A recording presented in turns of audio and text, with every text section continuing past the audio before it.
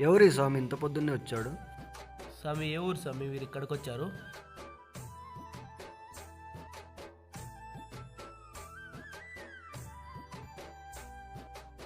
మాటలు రాని వాడు మాలెందుకు వేసావు స్వామి? మాట రాకపోతే మాల వేయకూడదా? మనసారా అయ్యప్ప అని తలుచుకుంటే సరిపోద్దిగా స్వామి. అయ్యప్ప స్వామిని ఏదన్నా కోరిక అడగాలన్నా మాట్లాడాలి కదా స్వామి. అంటే నోరు తెరిచి అడిగితేనే అయ్యప్ప కోరికలు తీరుస్తాడా స్వామి? అంటే స్వామి కోరిక ఏదో తెలుసుకుందామని.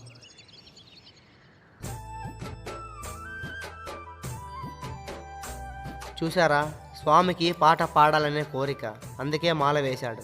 స్వామి కోరిక ఎలాగైనా నెరవేరుతుంది. అవన్నీ సినిమాల్లోనే స్వామి, నిజ జీవితంలో జరిగినట్టు ఎక్కడా లేదు. మీ అజ్ఞానానికి నేనేం చేయలేను. స్వామితో మండల కాలం దీక్ష చేయించి పాట పాడేలా అయ్యప్పని నేనే వేడుకుంటాను.